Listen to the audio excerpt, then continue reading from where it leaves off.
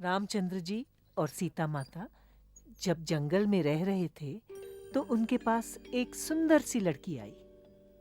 पता है, सुंदर होते हुए भी वो एक राक्षसी थी।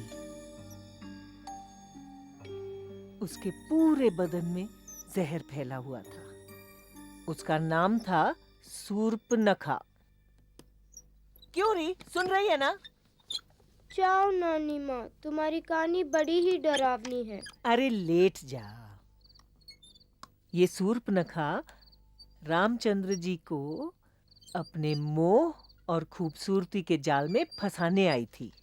ये जानकर पता है क्या हुआ? रामचंद्र जी ने उसकी नाक ही काट दी।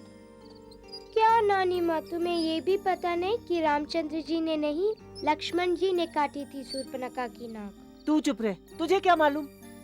वो तो भगवान थे, योगी थे, इसीलिए उन्होंने ऐसा किया।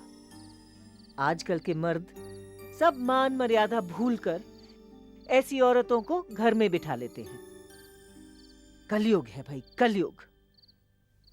जाओ नानी माँ, मुझे नहीं सुननी तुमसे कोई कहानी वहानी। छोटी माँ, छोटी माँ, तुम कोई अच्छी सी कहानी सुनाओ ना। पता नहीं क्या जादू कर दिया इस कलमुई ने सबके ऊपर। जाओ, सब उसके पास जाके मरो। कलयुग है भाई, कलयुग। मेरी बेचारी बेटी की आत्मा तड़प रही होगी। यहाँ उसे सब भुलाकर सुनाओ ना इस कहानी। डायन के आगे पीछे भाग रहे हैं। अच्छा बाबा, खैर, कौन सी बेटी कहानी तो सुनाओ? मेरी ही थी ना, राजा रानी और की? किसी को क्या परवाह। मैं कल नहीं। मंदिर जाऊं, पूजा देवी करूंगी। देवताओं की? शायद भगवान ही मेरी सुन ले। नहीं। कलयुग है भाई, कौन कलयुग। सी अच्छी कहानी सुनाओ? अच्छा ठीक है, एक अच्छी सी कहानी सुनाती हूँ।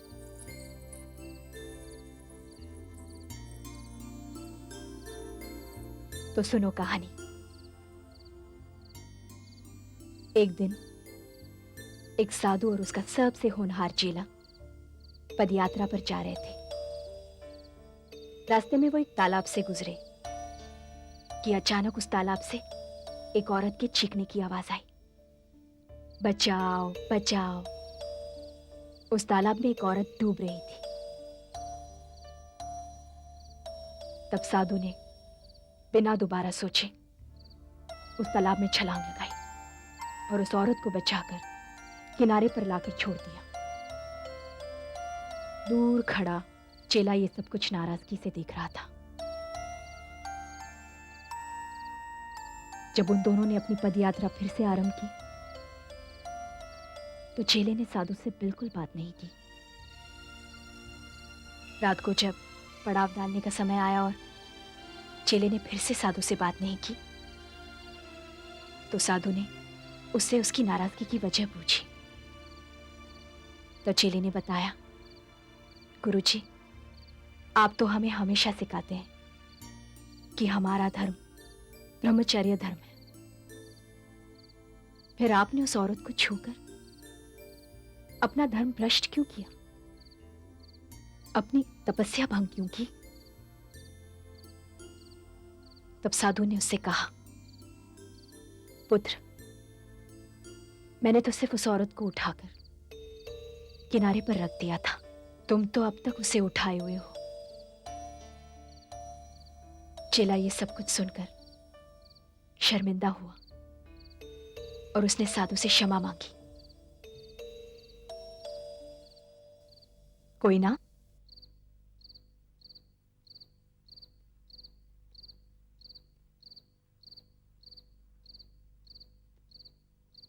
कोई ना?